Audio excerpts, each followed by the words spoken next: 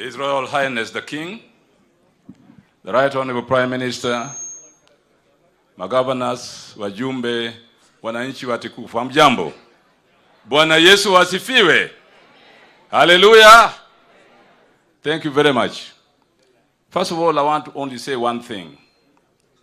The importance of a name.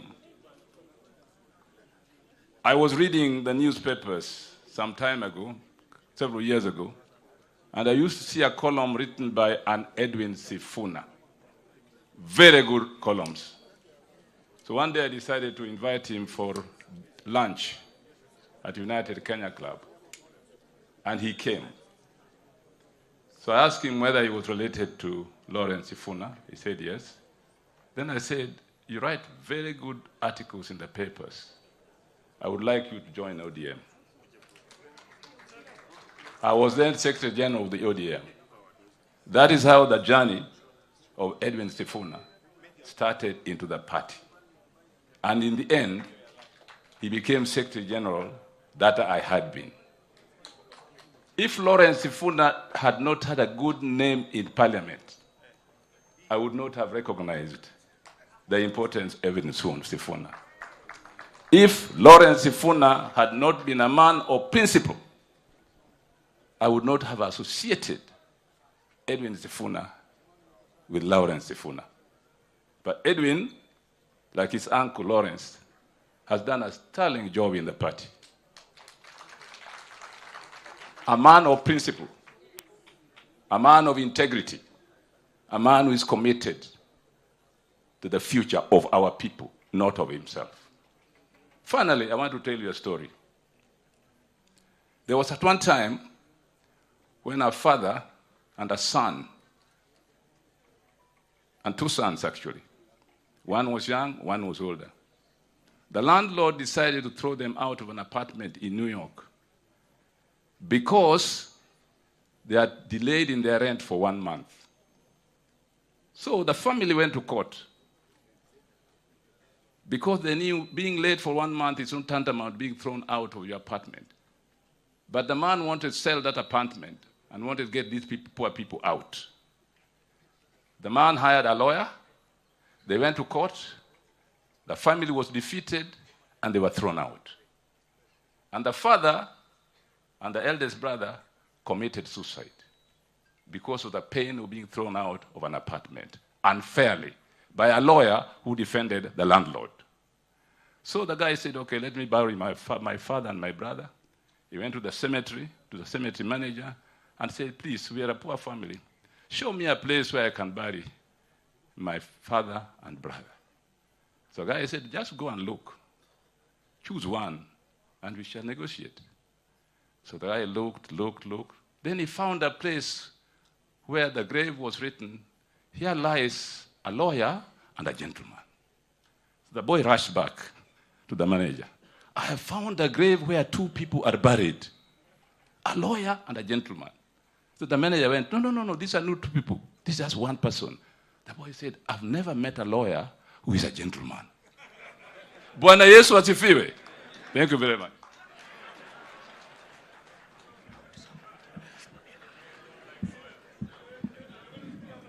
Aya. Let me take this opportunity. Nitaleta James Orengo baadaye kidogo kwa sababu yeye was among the 7 bearded sisters. He's here in a very special way, though a colleague as a governor. Let me invite the governor, Trans Nzoia, George Mutembei.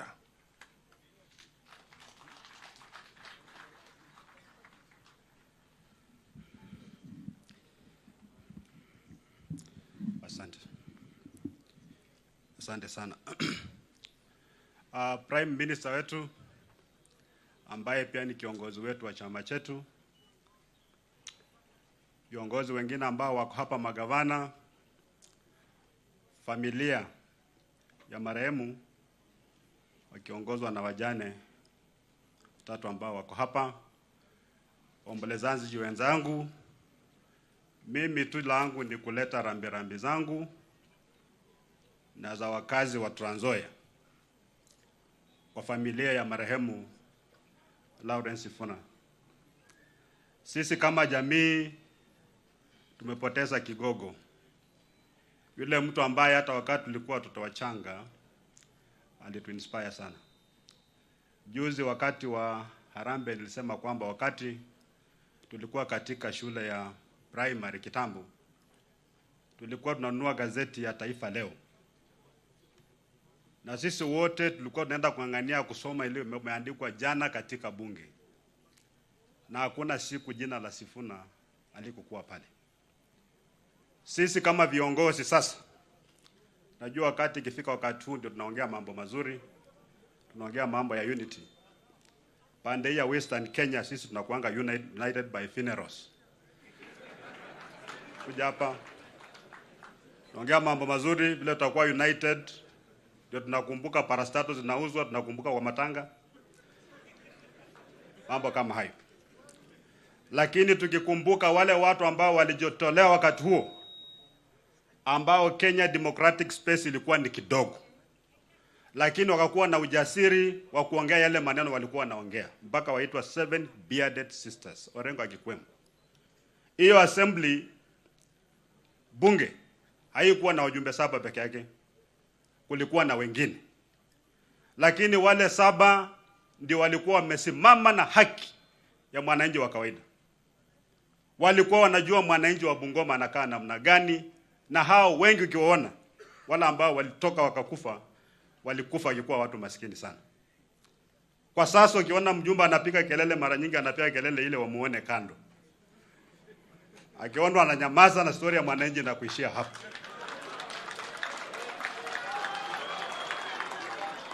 Aina ile kujitolea kusema wacha mimi nikufe nisipata, lakini ndugu yangu dada yangu baadaye apaitike. Hiyo siasa ilikwisha, haipo sasa. Na sisi watu wetu wa pande hii ya magharibi tuko wengi sana. Tuko wengi sana watu wetu, lakini hatuelewi maana ya uongozi ni nini. Mwangala alikuwa anasema alikuwa amikimi yandu, ikakuwa ni kama jambo la kufanyia mzaha. We are very many, tuko na kura mingi, lakini tunaenda mikutano ya siasa, ukiuliza watu kama hata wako na kitambulisho hawana. Bandu bapa chimbi kweli kweli, hata wana wala panga chimbi masa kapanga kura tu. Sasa tukitaka kujikwamua kwenye lindi la umaskini, maana for me kwa sasa ile jambo ambalo litatizo kubwa sana kwa wakazi wa magharibi ni mambo ya umaskini. Tuko kwenye lindi la umaskini. Nilisema kwengine kwamba we cannot be united by poverty. Poverty haiwezi kuleta watu pamoja. Tunakuwa united wakati tuko na pesa kwa mfuko, si ndio? Tuanze kutafuta pesa sasa. Tutafuta pesa tukikuwa na uongozi ambao ni mzuri. Niko na challenge kwa viongozi wetu, wajumbe ambao wako hapa. Tuko na finance bill ambayo imetekelezwa 1/4 peke yake na mnapika nduru. Just 1/4. Tunapika nduru. Wajumbe wetu, do you need to say no?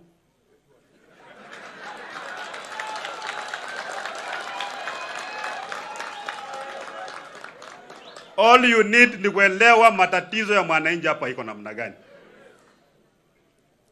Bana bafubwa, baleme, balozi bakaenda basa kuluta, basi kuatasi, baumia kweli kweli. Mimi nakaa mashinani kila siku, mimi siendagi Nairobi, nakaa huko. Ile tabu ambayo iko mashinani yake ya Mungu, kama ni viongozi, hatuwezi kuwa na time ya kulumbana. Tutakuwa tuna time ya kudiscuss vile tutakuamua watu wetu kutoka kwenye lindi la umaskini. Tulipata political freedom, lakini economic freedom is still elusive. Bubi bwenjala na wikura okolifa na bandu bose bekure. That is the biggest challenge, ndio? Lakini ukweli ni kwamba ndugu yako akikula wewe ushibi. Lazima nyinyi wote mkule ndio mshibe, si ndio? Sasa huyu mzee ambaye ameaga leo, tunamzika leo, na wengine waliweka ile msingi mzuri ya kuweka ile uongozi ambaye inaweza kupeleka Wakenya watoto wa Western mbele. Lakini tunawasahau. Hata wengine walikuwa nafikiri Sifuna alikufa kitambo sana. Ngabatanga zitu sivuna kafu ile ukunda ikana bia hafweta. Tunasahau viongozi wetu haraka sana. Na kama mtu alifanya kitu kizuri na unasahau mahali aliwachia, wewe ukikuja utaenda unaanzia siku ya waziri unafikiri kwamba unaenda kuinvent vitu. Kwa hivyo pia lazima tukue na ile hali ya kukumbuka watu wetu. Bandu befenga kiyokole kumbongi lakini kwa atikie kwa kabisa gurudumu tumeshikilia, hakuna wasiwasi, mjue kwamba Trans Nzoia iko kwa mikono ambayo ni kamilifu. Napenda kuchukua nafasi sasa niombe Mwenyezi Mungu airehemu roho ya shujaa wetu na iweke mahali pema mbinguni mpaka ile siku tutakutana. Mrio mnoko? Aya. Uyo kali la kakewe. Waulira. Kabla sijaleta James Orengo, nikubalia nipatie dakika moja tu waziri wetu Nakhumicha aje pia atoe rambirambi, alafu nimlete James Jim Orengo. Karibu.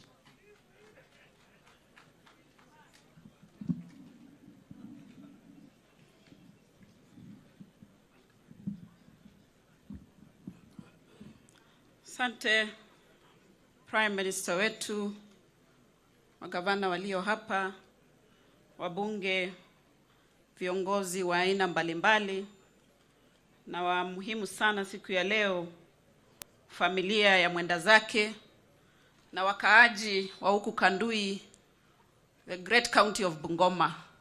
Tumsifu Yesu Kristu daima na milele. Mungu yu mwema.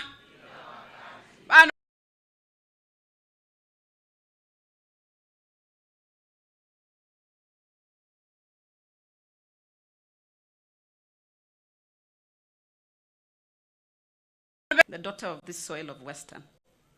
I'm privileged to be serving this country as the Cabinet Secretary for Health.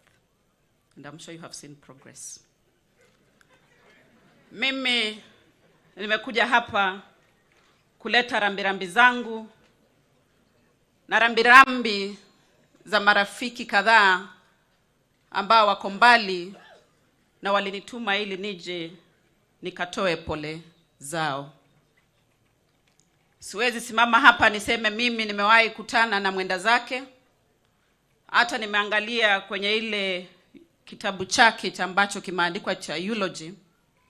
Wakati yeye alikuwa bunge, ndio mimi nilikuwa nazaliwa. Na barumwimbi saakere kenungota. Kwa hivyo nitakuja tu kusema pole, na ni kwa sababu huyu Edwin Sifuna tunafanya kazi kwa ukaribu sana. Na nataka kumshukuru kwa sababu amesema kwa mambo ambayo yanaenda mbele, ambayo yanapeleka nchi mbele, tunafanya kazi pamoja. Wakati sheria zangu za kubadilisha mfumo wa afya hapa nchini zilikuwa bungeni, na nikaona ya kwamba watu wanaleta mambo nyenyenye, nilimpigia ndugu yangu Edwin simu na tukaongea. Nikamweleza hizi sheria zimetoka National Assembly, zimekuja Senate, mimi ni dada yako, lazima niweke jina ya kutengeneza afya ya Kenya. Hakikisha sheria zimepita. Thank you very much my brother for doing that. Na nataka kushukuru sana kwa sababu nimesikia Wakenya tunalia. Na ukweli ni kwamba vitu kuna zile ambazo haziendi sawa.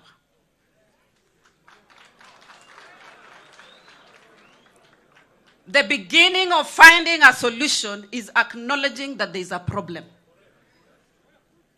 Kwa upande wa afya kulikuwa na shida. Nami nitasema hii shida lazima tutatue. Afya hapa nchini for many years tumekuwa tukiegemea wale ambao wanakuja kutusaidia, donors. But we must get to a place of self-reliance, self-sustainability. Na ndio kwa maana afya sasa tumeanza mashinani. Ukitembea huku Kenya, kuna wale watu tunaita community health promoters. Kenya mzima wako watu 1,100. Ebu ngomeno baliyo. Wanakuja kwa nyumba yako, bakupima pressure, bapime sukari, bakure bakumaswali hapa na pale, bakuyete. na nokhaline na kabari kabaka yanibo bakhuru moche mu hospital, na hiyo yote free of charge, courtesy of this government. Mambo ya pili ni kwamba tuko na social health insurance. Wabunge walinisaidia ikapita. Sasa tuko wakati wa public participation. Lakini nimegundua kumbe hapa Kenya watu wamezoea mambo ya kwenda polepole. Mtu akichapa kazi yake haraka amalize, hawafurahi. Hizi sheria mimi nilichapa haraka nikamaliza, sasa wamenidelay pale kwenye kotini, but nimesema it is a good time for me to look back and check that I did the right thing. Nyinyi mnajua NHIF, ule mtu wa chini kabisa alikuwa anaambia alipe shilingi 500. Ule mtu anapata mshahara kubwa kama mimi na naona wengi ambao wamekaa hapa, ukifanya percentage walikuwa analipa 0.01%. Mtu wa 10,000 alikuwa analipa 5%. Hiyo hata si hesabu ya kwenda kwa darasa. It was unfair. And that is why we have brought changes that people must pay. Those who have money, wanisaidie tusaidie hawa wa Kenya. Out of over 50 million Kenyans, watu 3 tu ndio wako na mishahara. Sasa hawa 47 million afya yao nitafanya namna gani? Si wa Kenya wanisaidie. Wenye wako nayo wanisaidie, tusaidie wale ambao hawajiwezi. Kwa hivyo mimi nawaomba kama mtoto yenu mkanipe support. Hii mambo ya afya nimeshikilia sawa sawa, na muona hata juzi rais alisema mwana ino si yulundunisi. Kanda yako za ibari EGH ese elder endoma makere. Lakini lazima mbole buli mundu anenju yewe. Ese takaford Kenya andise ndu wazirita. Olosa nyane mano barimo mfedi Kenya mbika na zinazemani ya meta. Sikira hapo ndio penye unga yangu hiko. Akila mtu na dini yake. Angano efwe ba Roma kuli khusira. Ebangalia pende andi babene bekhale bwene. Sasa tuheshimiane hivyo tu na tuendelee na serikali iende mbele. Prime Minister, I want to thank you. And I really like the analogy that you use about football. Mambo ya kuchengana mpira. I really like it when you use it. But what I have also noticed, Prime Minister, is that the people who are always outside the field, they always look like they can play better than those in the field. Baremo, nyoka manyi. Murioko, umwame amwechi. Aya. Oyo kali lakake wewe ni muna afuire. Buli mundu alile style yewe. Sasa nichukue nafasi hii ya kipekee nimwalike one of the living 7 bearded sisters, James Agri Orengo. Karibu sana Jim.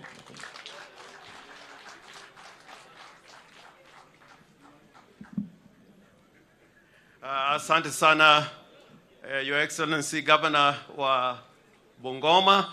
Now the family of my departed colleague Lawrence Sifuna, Right Honorable Prime Minister Raila Odinga, Your Excellency the Governor of Bungoma, party leaders including my neighbor Wajakoya, and the cabinet, former cabinet secretary and leader of DAP, Eugene Wamalwa.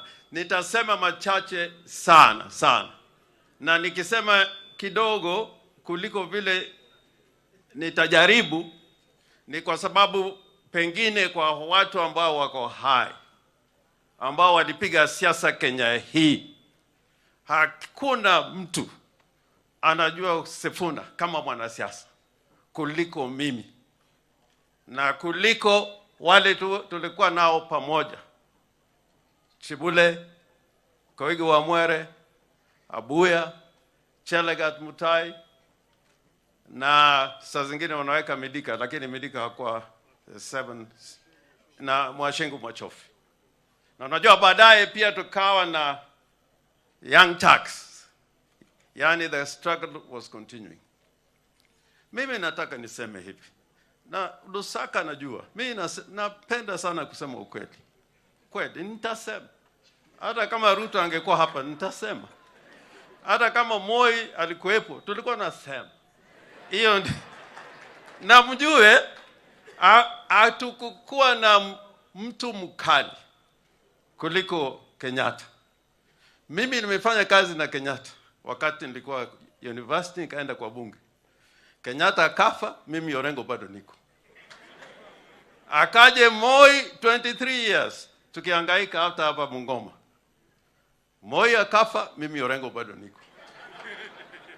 Kibaki akaja, Kibaki akafanya kazi, Kibaki akaenda, mimi nipo. Uhuru akaja, Orengo bado yuko pale pale. Sasa RUTO yuko, tutaona nani ataondoka, mimi nitakuwa pale pale.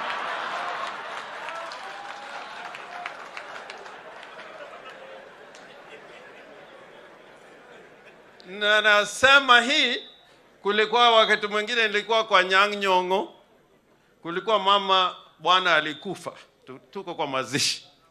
Watu wakaanza kuongea, naongea vile huyo jamaa alikuwa mtu mzuri, amefanya hii, hata mtu ambaye hakuwa hajamuona maisha anakuja nasimama. Sisi tunatoka sijui Kajulu, huyo mtu ni mzuri. Wacha mjane mwenyewe asimame. Anasema hao wameongea hapa, sijui anajua huyo bwana yangu. Huyo bwana yangu wacha alale, mimi ninajua. Kwa sababu chochote inafanyika hapa Nyalenda, ikiwa kuna wizi, polisi wanakuja hapa. Unajua waombelezaji walitaka kumpiga yuo mama. Wakataka kumpiga. Lakini wengine wakasema yeye ndiye anamjua bwana yake. Wacha aseme. Sasa wacha mimi niseme mambo ya Sifuna. Hawa wanaongea hawajui Sifuna. Hawajui Sifuna. Hawa. Na haswa kitu muhimu ujue kwa Sifuna. He was coming from the greatest tradition of members of parliament from Western Kenya. I think we should remember that. He was coming from the greatest, if you want the greatest tradition of the best members of parliament, they came from Western Kenya. Na mjue, musiogope kwa hiyo in that tradition. Hii mambo ya kuimba ati sisi. The leader will emerge here. Bila Obama emerge in America. And Luhyas will emerge. Lakini kwa hii siasa tunapiga hapa, it will not be. Who is greater than Masindi? Who is greater than Wamalwa? Hakuna. Hawa ni mdomo tupu. Mdomo tupu. Nakwambia, mdomo tupu. Wakati J.M. Kariuki, when he was murdered, and there was a select committee of the National Assembly to find out what caused the death of J.M. Kariuki. There was a Luhyas in that team, anaitwa Bwana Peter Kibisu, one of the most brilliant trade unionists and parliamentarian. And then there was Martin Shikuku, Waluya wawili. Wakati wa kupiga kura, they said, we must be told who killed J.M. Kariuki. Who killed J.M. Kariuki? And then when the matter went to the National Assembly, Masinde Muliro, who was a minister for cooperatives, he said, we did not fight for independence. We did not fight for independence to murder each other. And Masinde was sacked from cabinet. Kibisu was sacked from cabinet. And they went out now to go out to struggle out there. The best of the speakers in the history of Kenya has come here from Luhyas land. Marende, who is not a yes man. I don't think in the near future we are going to get any better speaker than Marende. Wakati mwingine nilikuwa na karibu nipigwe na Uhuru Kenyatta siku moja nikiambia kwa mazishi ingine ya Matiba, nilikuwa nasema ati from all the politicians ambao wako hapa, I think it's only Matiba who will go to heaven. Niseme hivi, huyu mtu anaitwa Lawrence Sifuna. If you look at the annals of Parliament of the Republic of Kenya, him and Shikuku, there were two things they used to do. Lawrence asking questions every day. Second, motions. and they were there all the time. Shikuku was the king of standing orders. So this man was a good parliamentarian. He was a good parliamentarian and stood for the truth. Stood for the truth. Like now, tumesema ya kwamba dialogue imekuja na mwongozo ambao ni nzuri. But if you really believe in that dialogue, the easiest route is to amend the Finance Act. Mara moja. But I think a lot of people are here who are speaking. When that thing comes to Parliament, they will not vote for it. Kwa hivyo, mimi nataka niseme, he was a practical politician, na kuna ingine ambayo nataka niseme kwa sababu Wamnyinyi iko hapa. He used to tell us when you want to go to work in the morning, kula sawa. Ano mjana najua, nyumba yako nilikuwa nakuja. Tunakula umrere, mayai, nyama, kila kitu unakula asubuhi kwa sababu hujui kitu gani itafanyika. Na anasema hata kama unaweza kugonga pelele kidogo, gonga tu. Kwa sababu hujui. And I learned that lesson because many times when I was arrested, sometimes you'll be kept in the cells for 2 weeks, 3 weeks, and so on and so forth. But an incident that I can never forget, because Wamunyinyi was a good footballer, and I was a good footballer, Baba was a good footballer. We went to Tanzania to play football in Dodoma. And the back line, ilikuwa ni Wamunyinyi na Lawrence Sufuna. Na Wamunyinyi ndio nyumba yake tulikuwa nakwenda huko asubuhi. Alikuwa tunakula mboga na kila kitu asubuhi. Na Wamunyinyi akasema leo tukienda kucheza mpira Dodoma and you are on the back line, you try your best, but Wamunyinyi na mimi, the ball can pass, but not the striker from the other team. Ukipita utaona magumu sana. Mundu kwa mundu. And we won the match. So let me conclude this, because some people are normally worried when people are talking in such an audience. They begin to think, we came to see this and that. But I think, let us build one Kenyan republic, one nation. And a republic is not a country where you tell people, waheshimu serikali. There's nothing like that in a republic. In a republic. Unajua zamani walikuwa nasema tunaona crown. Heshimu crown. In a republic, the government should respect the people first. Respect the people first. So when people go hungry, you tend to them. You don't tell them, respect the government of the day. Na respect the government of the day, ndugu yangu huko angekuwa mzima kama alikuwa anaendelea, kwa sababu he really respected the government, lakini akaenda na mimi ndio kafanya kesi hiyo. I tell you, you young politicians, I'm telling you the best of advice, and I'm telling even Masinde captain knows there.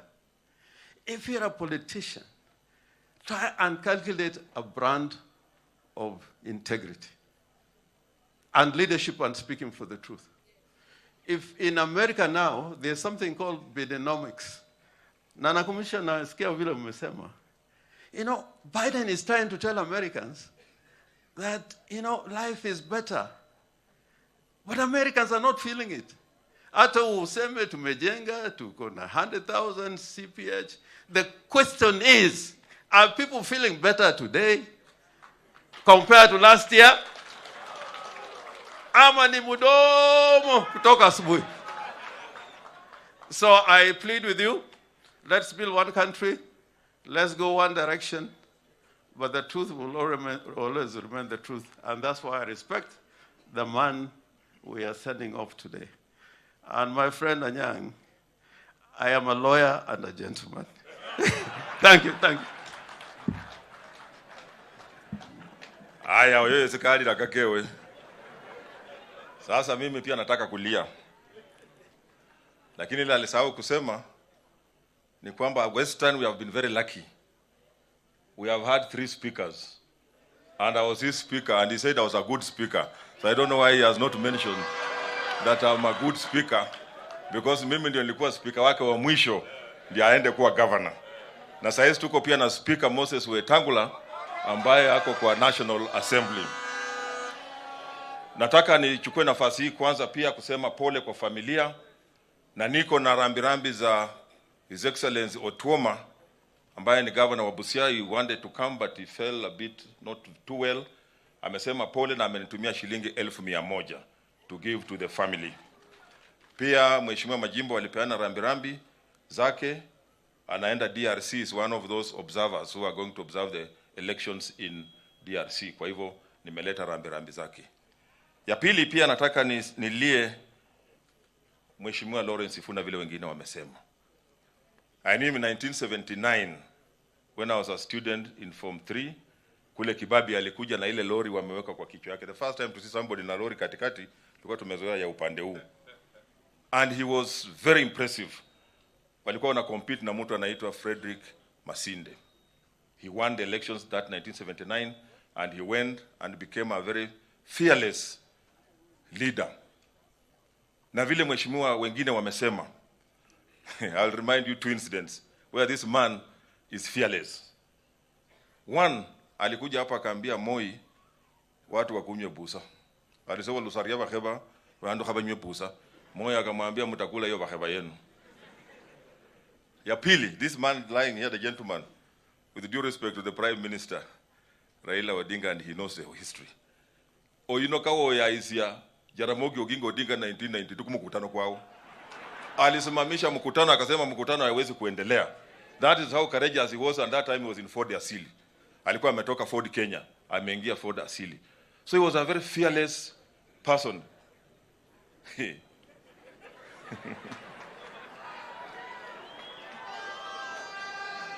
I want to agree.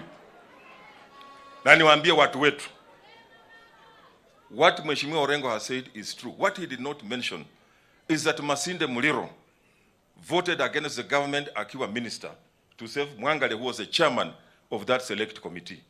How many of our people today can sacrifice owa sio kawaka kwa mwira malolo morisendo ke afadhali fwe kutete babe fana mabari kuirevza? We will not stand by our own. So those are the lessons, the courageous people that we have had here. Masinde Muliro was sacked because he saved Mwangale from being killed, because he was a chairman who had said the government had killed JM Kariuki. So I want to appeal to our leaders. Let us be our brother's keeper. Let's be our brother's keeper. Esesene ndio sahihi na hawo eseni sold that time. Mimi ndio niko. Na tulipiga hii kura, mimi nilikuwa speaker. Tukapiga hii kura. Maisha ilikuwa imeanza kuwa ngumu. Sasa wanajaribu kurekebisha, bado mambo si mzuri. Lakini let us have hope. Wewe mwilo osa baloma na angata. Ne muri mwilo omukakange murura. Wale wako kwa shimo hamwezi kugombana, mnajaribu vile mnatoka. Wewe mwilo osa barata. And let me tell you, of course we have government and those in opposition. Wangoyo sa ko kesi alu khulu omireta ko kesi alu bisufuke bubisi. Nyeba khole bariena bakhupe.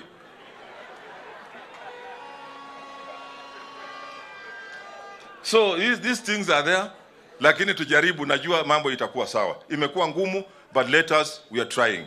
Kakukaki. Niko mheshimiwa walukalomile, politics of Kenya is also regional. I want to support him that we must also panga ourselves. Kabaka tuweze kunyekuche kumesa kuche ku negotiate with other people, we must also remain united and have one leader that we respect. Even twins are born the same day, but they don't come out at the same time. Mulala rangira kwanza. So tuone nani ako mbele sasa hivi, sisi wote tufuate, so that we go on the negotiating table with a lot of strength. Sakari kario? Na alomirita nikuje sasa ya county, because mimi ndio CEO. Na mimi pia naongea ni party leader wa Ford Kenya sasa hivi, kwa sababu my party leader ako out of the country. Wameniuliza mambo ya barabara kunemu. Hiyo mimi nakubaliana that road be named Lawrence Ifuna. We shall regularize it so that we remember him, because he cannot just die like that. Ya pili, kuna barabara ya kutoka Mulaa kuja Minyali, Sereti Junction, paka kwa Tamak. Hiyo tutaweka pia lami. so that he join kusavu watu wa Bumula na watu wa Kandui. Sekali kario. Task force ile mheshimiwa Wangamati alisema aliunda, wakatafuta ile mashamba ilikuwa imenyakuliwa, ilikuja. I know we had not paid the members. We shall pay so that we implement, because we must recover public land. Ile watu walinyakua, lazima turudishe hiyo mashamba. Naona sudanya ni tuwake sana ta.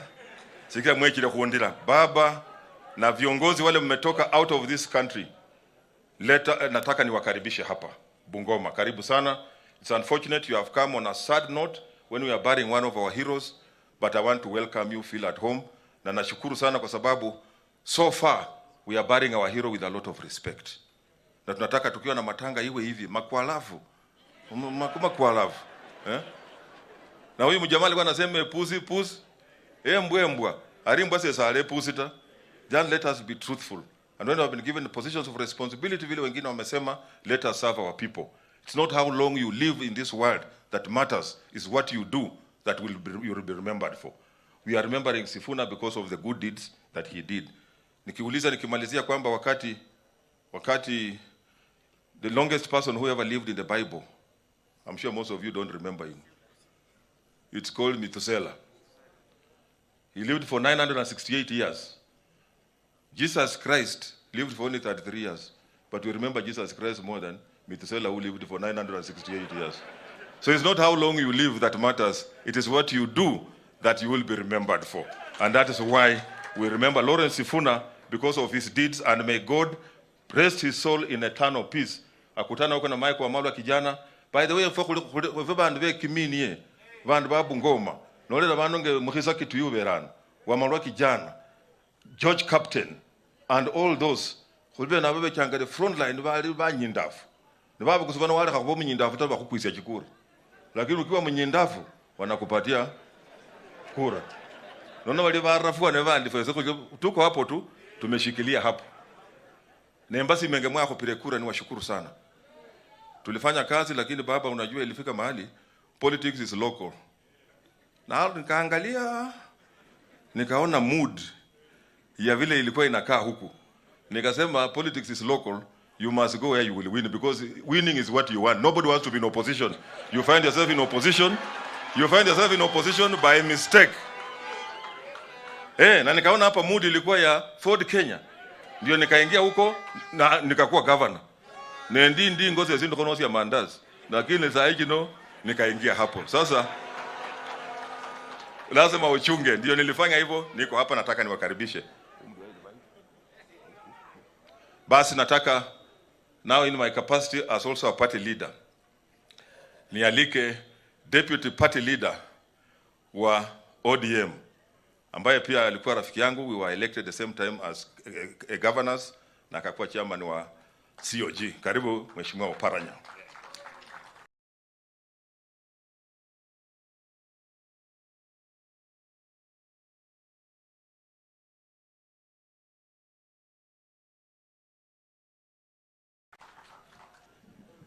Basi mimi nimepewa nafasi ya kukaribisha party leaders ambao wako hapa.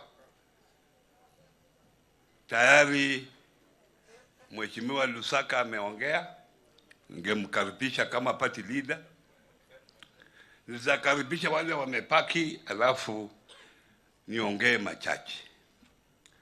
Kwanza, kwa Azimio tuna principles ambao ni party leaders, na tuna bwana Wajakoya here, na kukaribisha ulete rambirambi zako.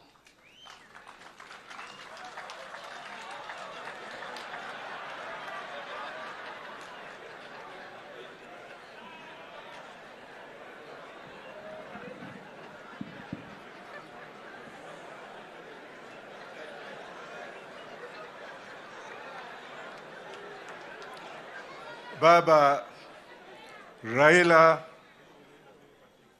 kwani mulere mshirukulia muliro bucheni tulita.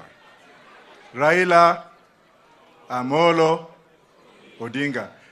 Haya. Baba Raila Amolo Odinga. Again.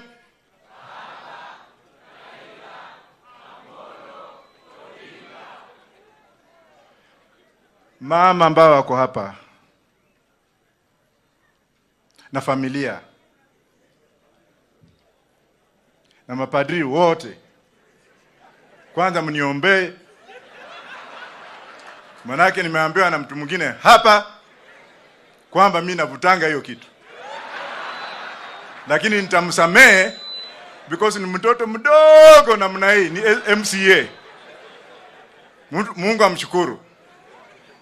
I'm going to tell you people, nitawaambia, nizokubabolera, neneshiro kubabolera. Mtu anaweza kuuliza, na huyu wazimu ya bangi alitokea wapi? Kuna gavana hapa nilikuwa naye KIA kwa mwaka mzima tukisoma, kweli rongo, 1989. Na kuna mwalimu wangu hapa, sijui mwalimu wangu ameenda, hebu simama tu. Mheshimiwa Munyasi alifundisha mimi form 5 na form 6 Mumias Boys High School. Nilipita ama sikupita? Niendelee ama nisiendelee? Alafu mnyinyi hapa anakuja na fura hapa, na yeye na mimi tulikuwa kiganjo tukiwa askari kwa kosi moja. Niseme nisiseme? Omayira bandu bali sasa mbusa ituli ngora mheshimiwa former governor wa Bungoma ndakuchama because your father is a hero. I don't know that your father is here. Baba yuko wapi Wangamati? Mnangojea yeye afe ndio mweke barabara inaitwa Wangamati. Bure kabisa. Mheshimiwa Lusaka, ambia hii tu MCA twako utu, tuende bunge tukae chini, tupitishe katiba, tuwe na Wangamati airport Bungoma. Nimesema ama sijasema? Na mimi Jaramogi Oginga Odinga na James Agri Orengo, huyu James mnaona huyu, Jaramogi alipokutana na sisi London, nikaambia mzee, mimi nilikuwa nimefungwa na Moi, saa hizi mimi nachimba makaburi London, mimi ni refugee, nataka kwenda shule, lakini makaratasi yangu ilibaki Kenya. Jaramogi alikuja akaambia James Agri, chukua makaratasi ya huyo kijana kutoka ile shule zote alikuwa. Nikaletewa na Mr. John Ward, na ndio nimesoma nikasoma. I'm now doing my 14th degree. Kwa hivyo bwana KMCA, rudi shule.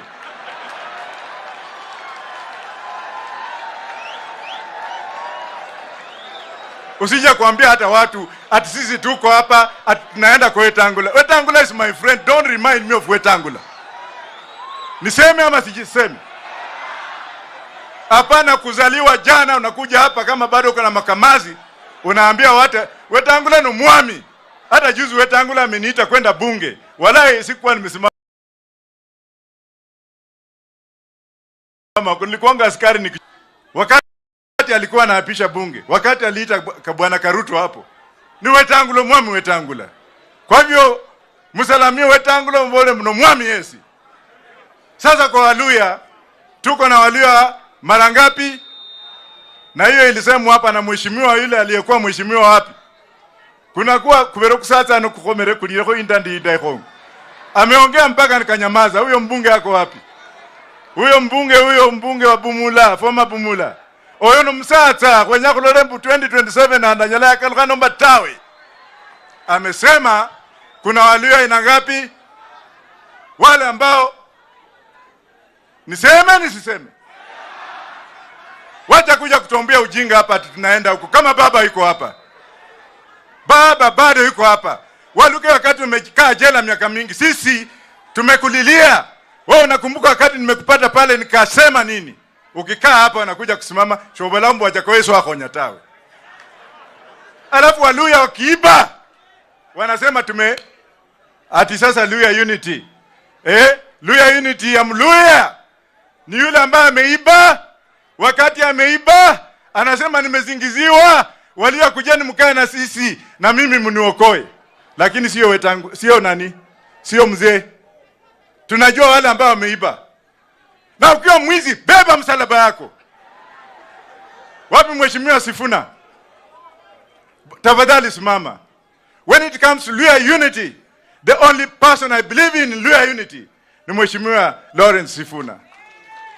And I want to be on the right side of history today because I am following the footsteps of this man. I will be on the right side of the late Sifuna. Nitaongea courageously, sitamuibia mtu, hata ukitukana mama yako. Niseme nisiseme? Alafu wengine wanasema ati huyu Wajakoya ati ni bangi ya mao. Siembo langendi.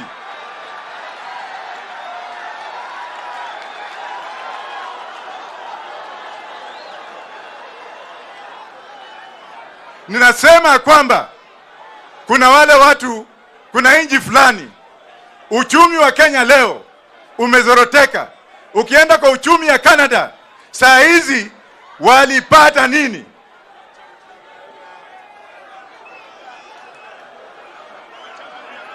Baba Wetangula Wetangula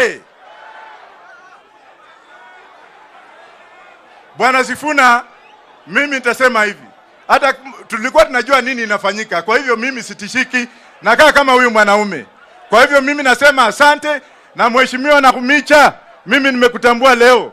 Yale umesema hapo, umesema vitu vingapi? Viwili. Kitu ya kwanza ile ulisema, baba angalia wale wako nje, awaite ndani. Sie mkhanefu na kusimire. Orio mno, no, asanteni sana.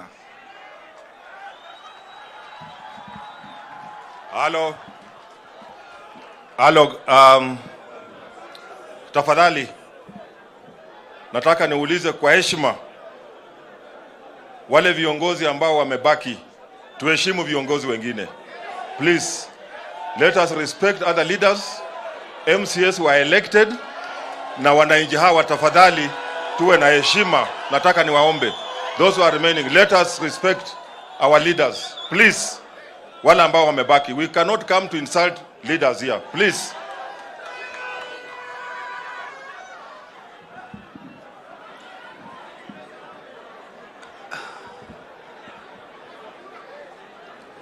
Mlembe bosi. Aya, nataka nimkaribishe ndugu yangu Eugene Wamalwa, party leader DAP.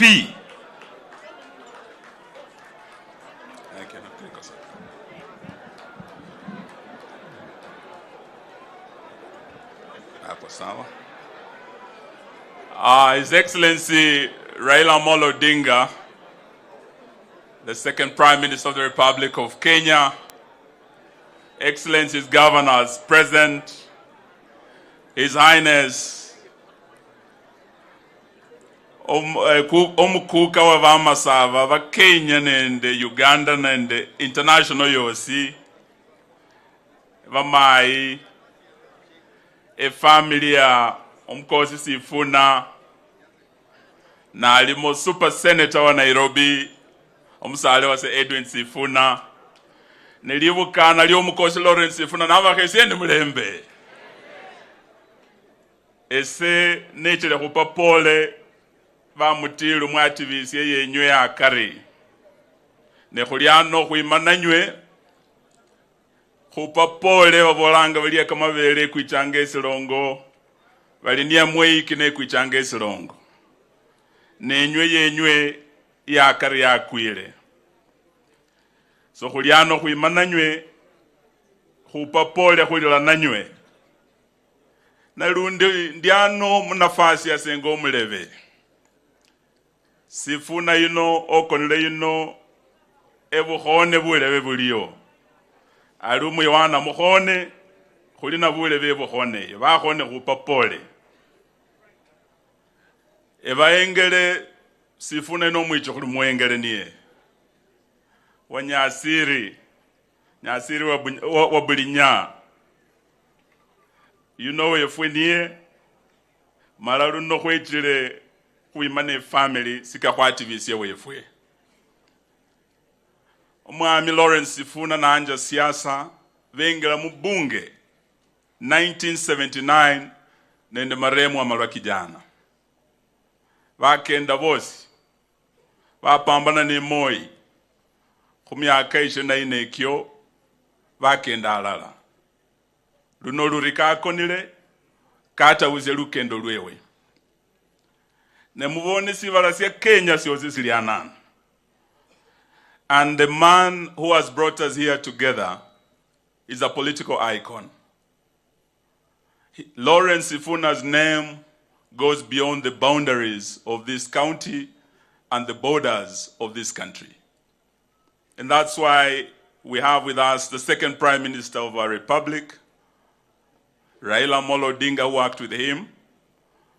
We have with us several governors, akiwemo one of the living legends, Agri Bob James Orengo, ambaye alikuwa mwalimu wangu wa sheria and my mentor. Yeye akiwa governor wa USA, yani Ugenya Siaya Alego. Hapa pia tuko na governor wa UK, Professor Anyang' Nyong'o, one of the young Turks, yani United Kisumu. Hapa pia tuko na governor wangu wa Trans Nzoia, my deputy party leader, His Excellency George Mutembei. Na nataka nimshukuru sana sababu kwa Harambee sikuweza kufika, but he represented our party together with his colleague, the deputy party leader wa Munyinyi wa Flower Munyinyi Aliano. Na kwa niaba ya timu yetu walikuwa wameleta 250,000 kusaidia familia. I want to thank him. Na nishukuru sana rafiki yangu Ken Lusaka, governor wa jimbo hili ambaye tulianza safari naye. Walivindu vichenjanga, Lusaka ino kwava naye mu New Ford Kenya, lelo ali mu Ford Kenya. Yose ili siasa, yani walichingo kwa chinura na kama kita. Ese nava ne Lusaka mu New Ford Kenya na kwanja a county ino as the founding governor. Na vandu vevu ngoma kweshimania mwakwa na akanyo namira sanivilila tawe. And that is why even beyond these counties, tuko na from the national government, waziri wetu na Kumicha, our daughter, former governor Vasakose Wangamati. Lakini beyond Kenyan borders, leo we have His Highness King Wefoyo Vamasava Yesi Alian. This is why Sifuna's name will never be forgotten. We had a statesman from the British side called Benjamin Disraeli, and he said that the legacy of heroes lies not in a name, just a name, but in the great example they leave behind. Today, as we celebrate this hero, let us inherit a great example of leadership. Leadership that is based on principle. Mahatma Gandhi once said, one of the greatest sins is to practice politics without principle. Na Sifuna leo is one of those leaders. It is an age, it is an era that is going and that might go with the wind. Unless as we bury Sifuna today, we learn from him. And as we salute him also, we must salute other legends who are here with us, living legends who walked with him. We heard Abraham Lincoln tell us that every society has its better angels, those who are guardian angels of what is of great interest to that society. Na hapa kwetu Kenya, historia ikiandikwa itaonyesha ya kwamba wakati wa mkoloni tulikuwa na kina Dedan Kimathi, tukawa na the Kapenguria 6, tukawa na watu wa Lancaster, tukawa na the Young Turks led by Raila Odinga, who is here today. Hawa ndio watu walileta mabadiliko kwa nchi yetu, and it was out of sacrifice, out of principle. Hawakuwa watu wa kununuliwa. So wabunge wetu, as we live here, let us take one thing from Sifuna. Let us practice politics of principle, politics of conviction, politics of integrity. It is what we can learn from Sifuna and his colleagues who are here today. Hilo ndio jambo ningependa niseme na niwaombe. Sababu kwa sasa, many Kenyans are hurting. Hata tukienda Christmas hii, kuna Wakenya wengi hata wajui sikukuu watakula namna gani. Kweli si kweli? Ikifika Januari, kuna wazazi wengi hapa hata wajui watoto wataenda shule namna gani. Fees Januari ni shida. sababu kila kitu imetoka bottom imeenda wapi? Up. Mafuta imetoka bottom imeenda wapi? Up. Chakula, kila kitu. Na ndio sababu tunauliza wabunge wetu, if you borrow a leaf from Sifuna, then go back to parliament na usimame kwa mambo ya wananchi to defend them. Many of these people here, wakati wa Finance Act public participation, over 80% of Kenyans said no to the Kenya Kwanza taxes. Lakini when it came to voting, only 88 members of parliament stood with Kenyans to say no. Amongst them, hapa Bungoma, we must say the truth. Tuko na kijana anaitwa Wanami wa Mboka, Wabumula, alisimama na ninyi wananchi. Oyo saalumu secha? Tuko na kijana Kalasinga Majimbo, ameka buchai. Sakadaka hasecha? Sisi tunasema ya kwamba going forward, if you stand by principle, simama na wananchi. Don't be intimidated ama ununuliwe upige otherwise. Leo tunapoongea tumeambiwa mafuta imeteremka. Mafuta imeteremka na shilingi 5 kwa petroli, imeshuka na shilingi 3 kwa mafuta taa. Lakini mlipopitisha finance bill, we doubled VAT on fuel from 8% to 16%. Kwa mafuta taa peke yake, kina mama mlio hapo, tuli double hiyo pesa. Ile increment kwa mafuta taa was increased by 33 shillings. Kwa hivyo ukitoa shilingi 3 na ulikuwa umepandisha na shilingi 33, vandu vevu ngoma, utakuwa umefanya haki kweli? Hayo ndio tunasema, mkirudi huko, go with the courage of Sifuna. Say no kwa zile taxes zinaongezeka, because we have more new taxes coming. Please stand with the people, and that is the greatest legacy you can give Sifuna and ensure that his legacy never dies. Vandu vefwe senenyando mekhukhilaota basayendi omutiro khalota omwichukhulu mwengele khalota luno naoleyo alakana no mwengele wa malwa kijana mfukira mwekho kimilemba amwilile alakana nende wa makinia masinde muliro murumekho na kimilembe. Omwami Ken Lusaka akhabola nelo moya maana sana, kakhabola alingali khwaba nende ba speaker bataru, and that is true. Omwami Ken Marende, omwami Ken Lusaka, omwami Weta, abasa khwaruka sindu nisyo balanga ba the legislature na wicha lubeka lwa abundu bali judiciary ni bakhalaka kamalaka. Khwaba nende omwana mukabarasi wechesoni kecha ka leader the arm of government, lakini na wicha the remaining arm of government. Khwaloba khwa nyinda afunga Sifuna akhola kama khwana khuli nende by election iwebuye malaka bola alisewa wasudi khwebula kusudi khunani omurwa yuno sala khunule ndebe yewebuye ta niko bakhola zero nene kina bamunyi vanno nabo nikina wakoli baliano kina jebi munyasya baraka malaka chimbwe na chipusi ekaburengu bali moyi kecha litoka lyasima moyi karano kwa mupasi mala kwa mukhaya mala kabola ali babukusaba mukule bakheva yenu bunyinda afungo babukira khwabola khuli esafari ya malwa esafari ya muliro paka khube banyinda afunga Sifuna niyo khukikamilisha. Bandu befwe muli tayari? Muri mnowela abalindi.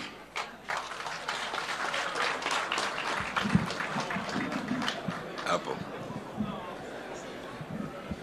basi esie enangwa Wycliffe Ambetsa Oparanya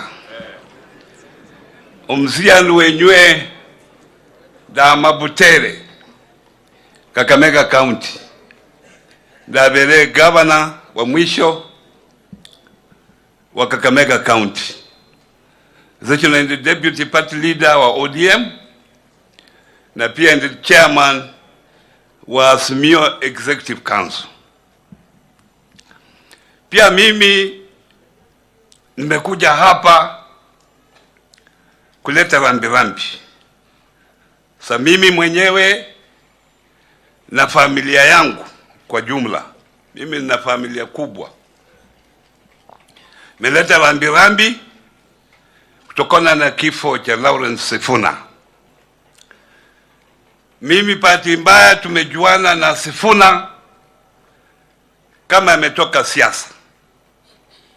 So tulikuwa marafiki kama yeye ako nje wa siasa. Ni kwa sababu alikuwa member wa ODM. Tulikuwa tunakutana na tunaongea tu kijuujuu. Wakati nilisikia amekufa na tulikuwa tumekutana na yeye miezi mitatu iliyopita, nilikuwa na huzuni mwingi. Nikaamua nije hapa niungane na nyinyi kuomboleza kifo chake. Mimi mtu ambaye nilileta kwa siasa ni Wamalwa kijana. Kijana alikuwa rafiki yangu wakati nilikuwa nafanya kule airport. Alikuwa anapitia kwa ofisi yangu kila siku kuniambia anataka niingie siasa. Huyo ndiye alileta kwa siasa, na wakati nilisimama kule Butere kuwa mjumbe mwaka wa 2002, nikachakuliwa kama mbunge wa Butere. Nilichakuliwa kwa chama cha Fort Kenya under NAK wakati huo. Ingine sasa ni historia, vile nilitembea kufika mahali niko. Hiyo ni historia ya siku ingine. Lakini nimesikia wale viongozi ambao wamekuja hapa vile wamesema. Mheshimiwa Luke kasema tuje pamoja, sisi tuko pamoja. Sioni ule ako kando. Si lazima usimame na serikali ndio uonekane huko pamoja.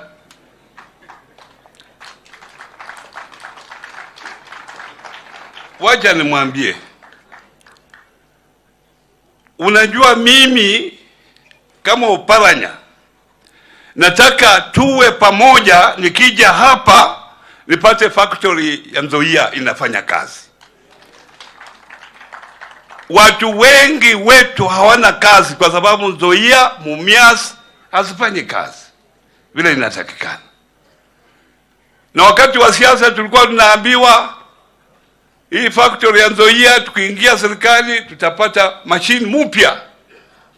Sijui itakuja lini. Nataka siku ile itakuja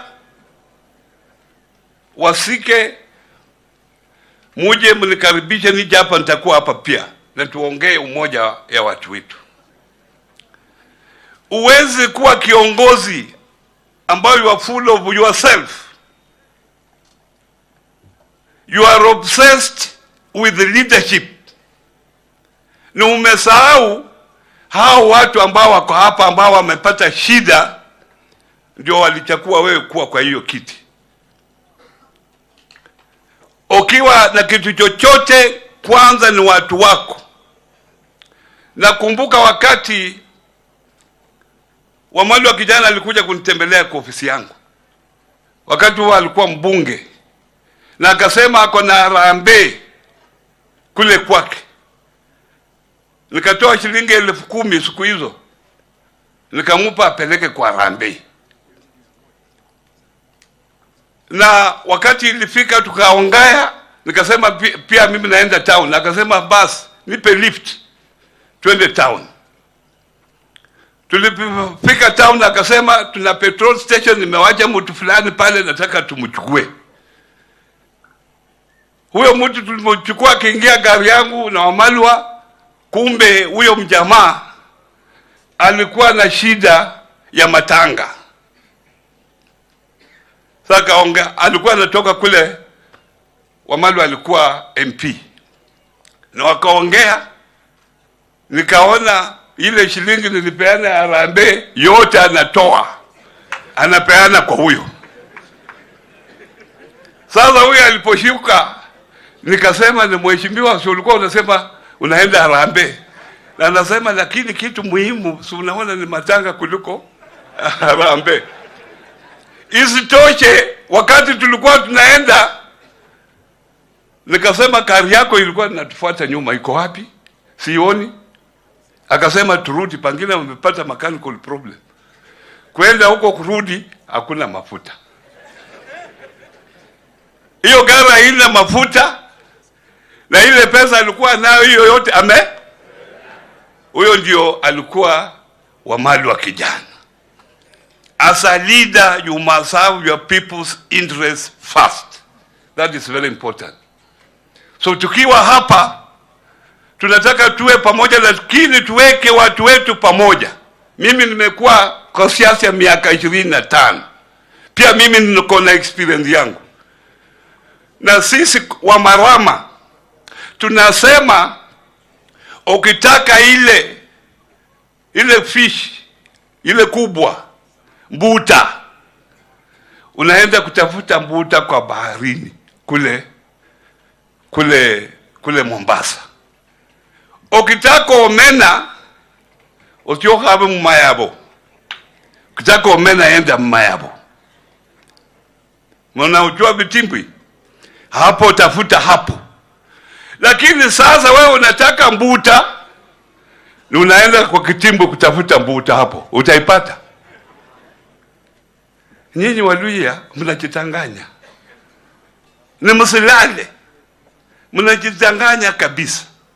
Don't be obsessed with leadership. Paka tukae. If you are a leader, why are you not consulting others within the community? You must consult everybody. If you have been given a responsibility, unafanya hiyo. Hiyo ndio kazi yako. Kuleta hapo watu pamoja.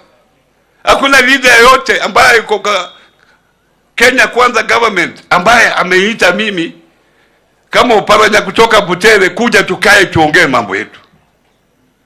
Wako busy. Lakini wanasema Waluhya tuko pamoja kwa sababu ya there. Hiyo na aibu kwa watu wetu. Tuweke kila mtu, hata huyu wa roots. Ndio huyu ako hapo wa roots. Wajakawe. Si ndio? Lakini wanasema wache matusi.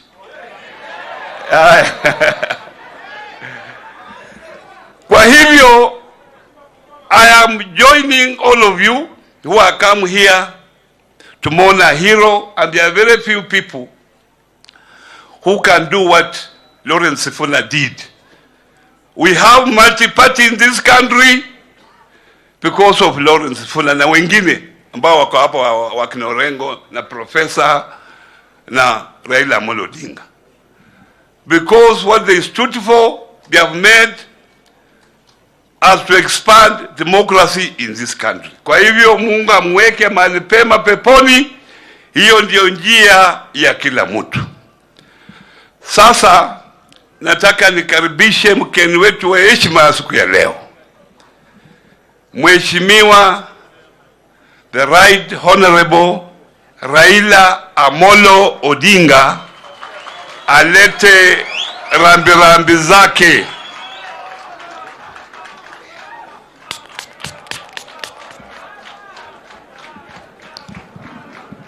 Haya.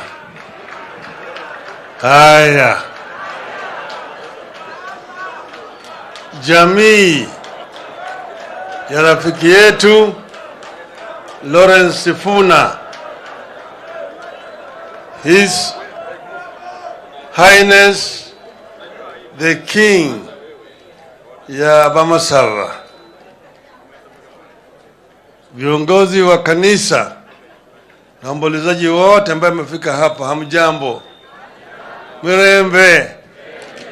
Murembe sua, murembe mia, murembe te, mulimuyo. Simekuja kwa sababu ya rafiki yetu Lawrence Simiyu Sifuna. Huyu Lawrence Simiyu Sifuna ni rafiki yangu.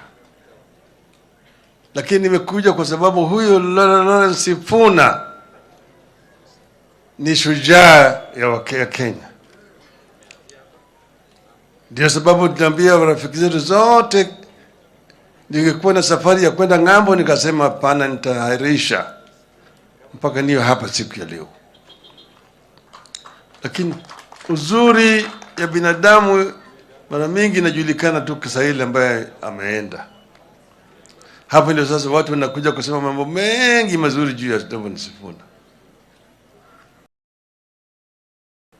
Mimi nimejua ya kwanza akiwa kwa bunge wakiwa na James Orengo huyu. Orengo amesema hiyo experience yao. Walikuwa naitwa the young the seven bearded sisters. Na hao ndio walikuwa wanatoa jasho kwa bwana Njonjo. Njonjo alikuwa na wachukie sana hao watu. Hao ni vijana ambao hawana adabu, hawana heshima kwa serikali. Baadaye tumekuja kuwa na Sifuna katika bunge ya 7 na bunge ya 8. Na vile Orengo amesema Sifuna ni yule mwenye kusema one of, we can say, a professional member of parliament. Yeye anauliza swali na swali kisajibiwa anafuata. Maana yake unajua kwa bunge atakana unauliza swali ambayo majibu yake hujui.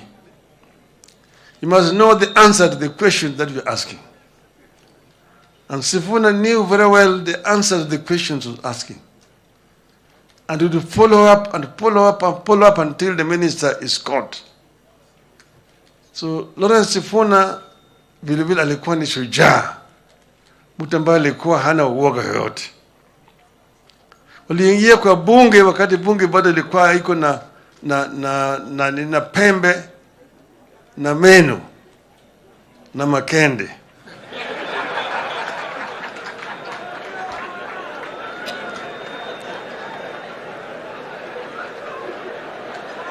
Na walitimiza kabisa huko. Wakati hiyo walikuwa wanauliza maswali na wanafanya mambo mengi zaidi. Serikali kitaka kufanya hii, wao wanasimama pale. Kwa hiyo Mwere, Abuya, James Orengo, Lawrence Sifuna, Chibule Matisuma, Mashengo Machofi. Mimi ndio wajua hawa watu. Wakati huo wao ndio walikuwa katika mstari wa mbele kupigania haki ya wananchi wa Kenya. Lakini jamaa walipoona kama vijana wanachochea sana, wakaleta ile plies ile ya kufinya makende. Wakawa kitu ilikuwa inaitwa section 2A. Ile sheria ambayo ilifanya Kenya ikawa sasa ni lazima inakuwa ni chama kimoja peke yake. A single party dictatorship. Ililetwa hiyo sheria 1982 kwa sababu ya hao watu. Na wakaanza watu waenda kushikwa. Chelagat Mutahi akatimuliwa, akatoroka, akaenda kule Tanzania. Orengo akashikwa na akatoroka na kadhalika. Lakini Wakenya walipigania haki. Na hii tunasema ya kwamba the struggle for democratization of Kenya, there have been two forces pulling in opposite directions. The forces of change and reform and the forces of retention of the status quo. Wamekuwa kimanyana. Wale ambao walikuwa wanataka kuleta mabadiliko, wale ambao walitaka mambo ya baki yale. Wale ambao walikuwa wanataka utawala ile mzungu ichukuliwe na Waafrika ambao wameingia wazungu weusi na kunyanyasa wenzao. Hiyo ndio unaweza kuangalia uone mahali ambapo yamefanyika maovu wengi. Kwa Pio Gama Pinto, Tom Mboya, James Kariuki, hata Robert huko. Na umeona vile watu wengine walikuwa wanapigania dhidi haya.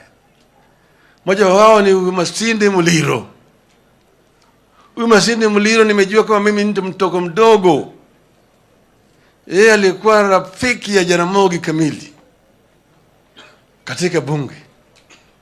Jaramogi alikuwa anaita yeye fire.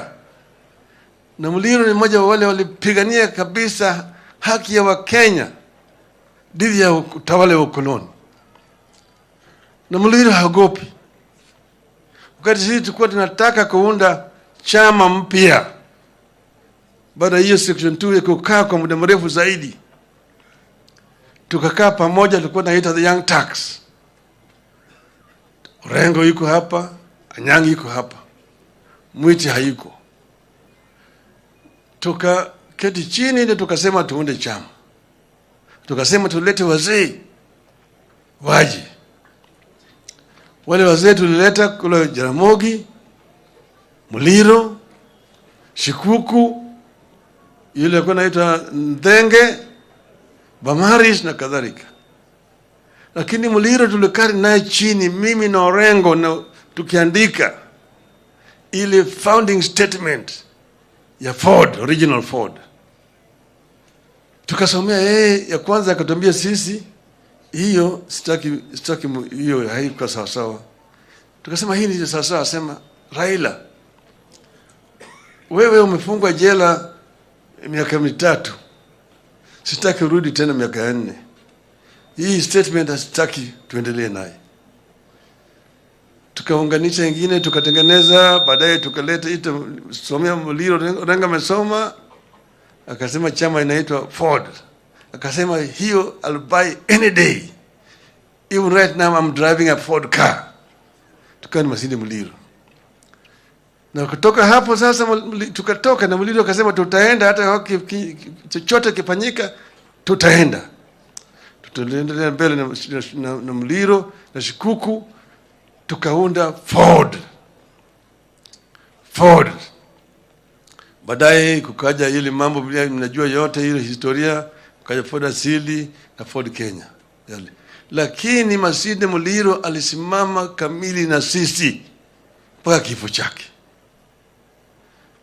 Sasa mimi nasema kazi ya bunge ni kutetea haki ya wananchi.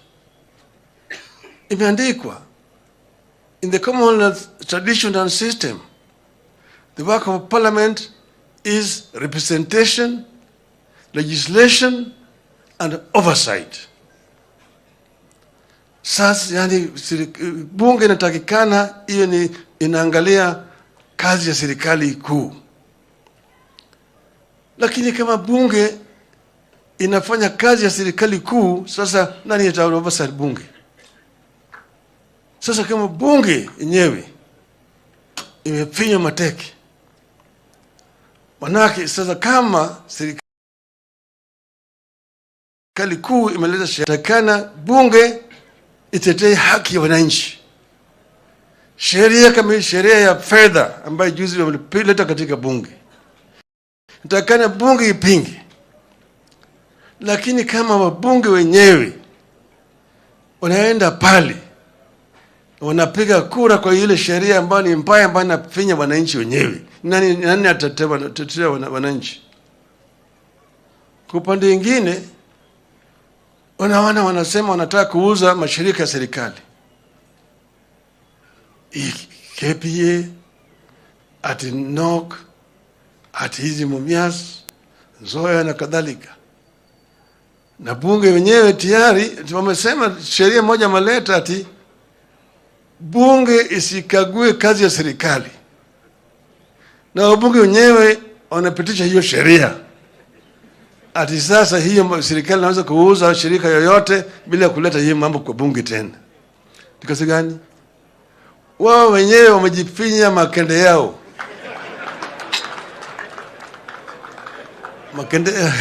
Wamefinya makende yao wao wenyewe. Ni bunge hanisi, haina chochote.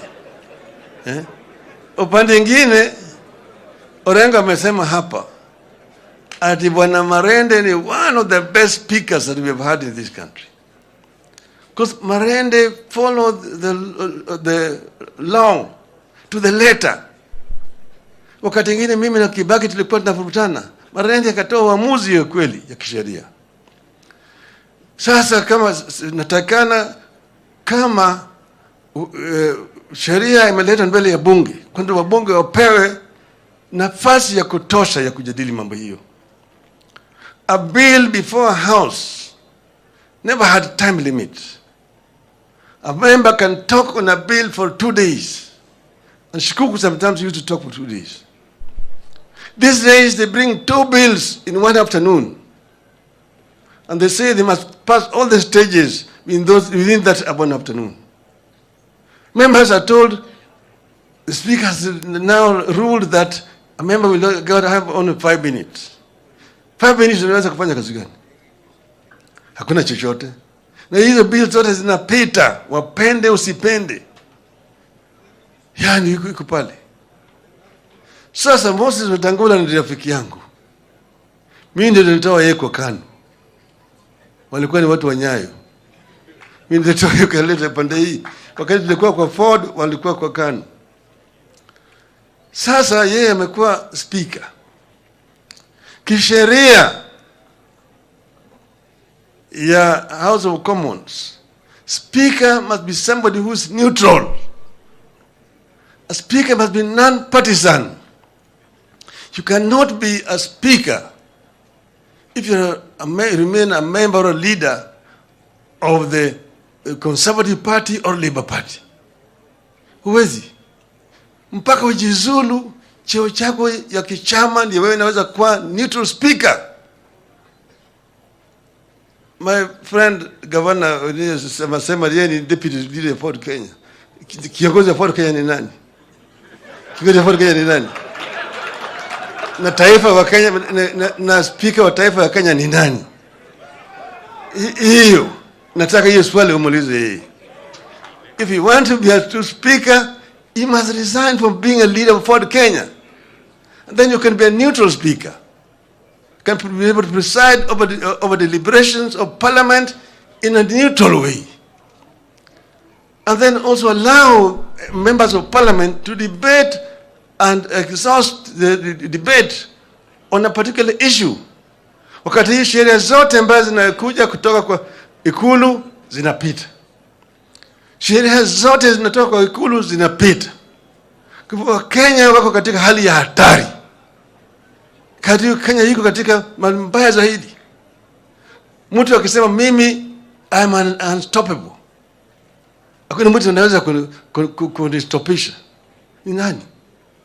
Nyayo walisema yeye alikuwa ni unstoppable, tulimstopisha. Tulimstopisha Nyayo. Kama tuliweza kumstopisha Nyayo, wewe ni nani? Wakenya watakustopisha. Kenyans will stop you. Kenyans have a right to stop you. Kenya cannot be ruled in a manner that is not prescribed in their constitution. Wakenya walipigania hii katiba mpya. Hii katiba mpya ndio kinga ya Wakenya. Mtu asikuja kudanganya wewe ni mimi ndugu yako. Mimi ni kabila yako. Ndugu wa tumbo moja, hapana. Kitu muhimu zaidi ambayo itatetea wewe ni katiba. Na wakianza kujaribu kubadilisha katiba hapa na pale, ndivyo ilifanyika baada ya uhuru. Na utakaenda katika ile shimo kubwa zaidi. Hatutaki kurudi huko tena. Kwa hivyo tumesema mtu yeyote ambaye anataka kufanya vile sisi hatutaki kama Wakenya, tutakataa. Mko tayari? Kenya mko tayari? Mko tayari? Mimi najua ndugu yangu huyo Sifuna angekataa na mimi. Na mimi nasema sasa ili Sifuna aende alale kule vizuri pamoja na Martin Shikuku, Mashinde Muliro, Raila Odinga, Eliye Masinde wanameme.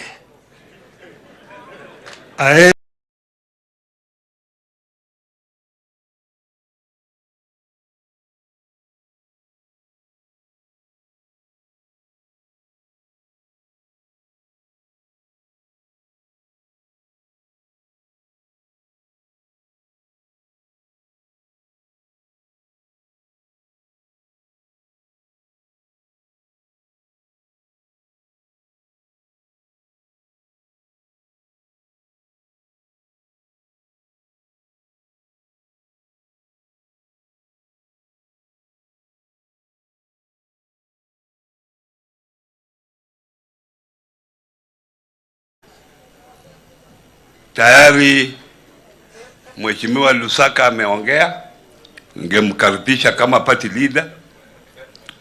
Nitakaribisha wale wamepaki alafu niongee.